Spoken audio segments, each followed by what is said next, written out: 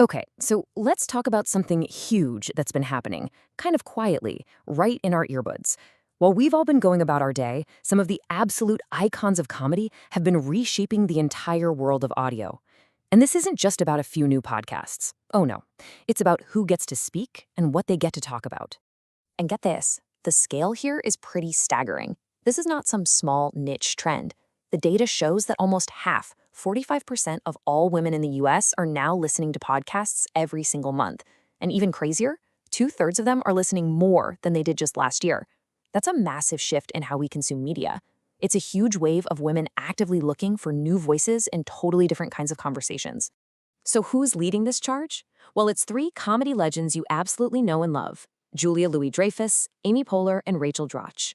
They're stepping up to the mic, sure, but they're not just joining the party. They are completely tearing up the old rulebook and writing a new one.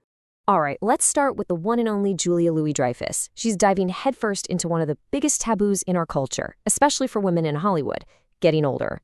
But she's flipping the script, framing it as a source of incredible power and wisdom. Do you remember that brilliant, iconic sketch she did with Tina Fey and Amy Poehler, Last Fuckable Day? I mean, it was this hilarious, brutal takedown of how Hollywood just tosses women aside after a certain age. And it hit so hard because, well, it was so painfully true. But now, JLD is going beyond just making fun of the problem. She's actually creating the thing that sketch proved was missing. So, with her podcast, Wiser Than Me, she's actively building a space to fight back against that cultural garbage. She looked around and said, you know what? We are missing this amazing opportunity to learn from women who have lived these full, incredible lives. So she built a platform herself to make sure we hear them. And I mean, just look at who she's talking to. We're talking Jane Fonda, Gloria Steinem, Isabella Allende. These aren't your typical interviews. No way. They're basically masterclasses in living. By sitting down with these giants, she's not just celebrating them. She's building an archive of their wisdom for all of us. She's literally creating the exact conversations she always wished she could hear. Okay, next up, Amy Poehler. So while Julia Louis-Dreyfus is on a quest for wisdom, Poehler is redefining something that sounds simple but is actually profound: what it means to just connect. The whole idea behind her show, Good Hang, is right there in the title. It's not another self-improvement podcast. It's not going to give you life hacks or tell you how to be more productive. It's just a good hang. It's a space to chill out, laugh, and feel like you're with good friends.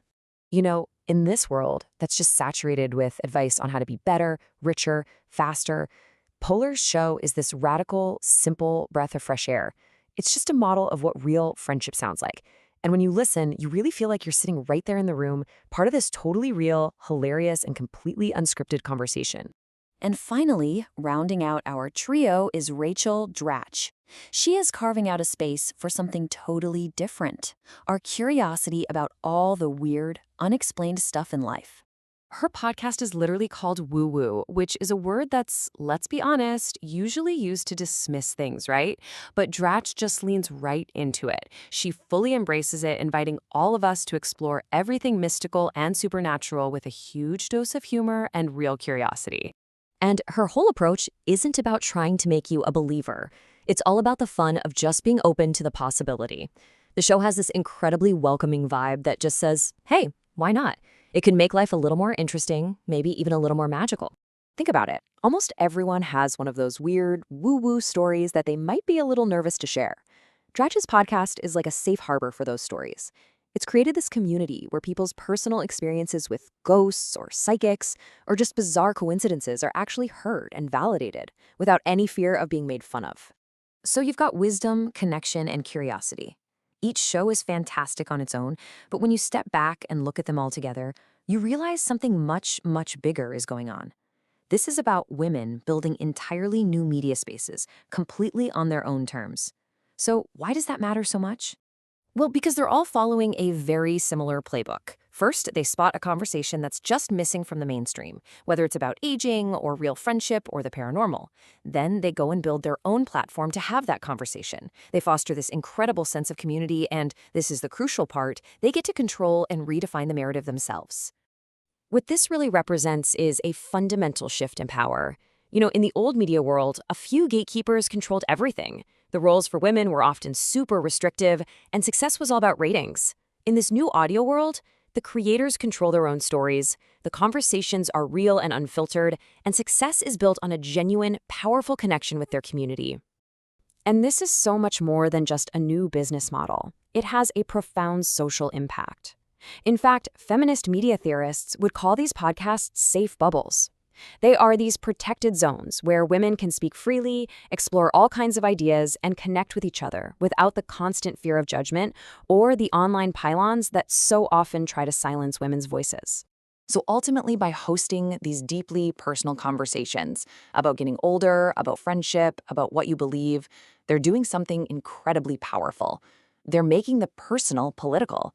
They're taking experiences that were often seen as private or trivial, and they're holding them up as vital and worthy of public conversation. And in doing that, they're not just reclaiming their own stories. They're empowering millions of listeners to value their own experiences too. And that brings us to one final, really powerful question. For generations, the stories we all heard were filtered through a tiny number of gatekeepers. But now, as these women and so many others are taking control of the conversation, we have to ask ourselves, what new wisdom, what different ideas, and what entirely new worlds do we all finally get to discover?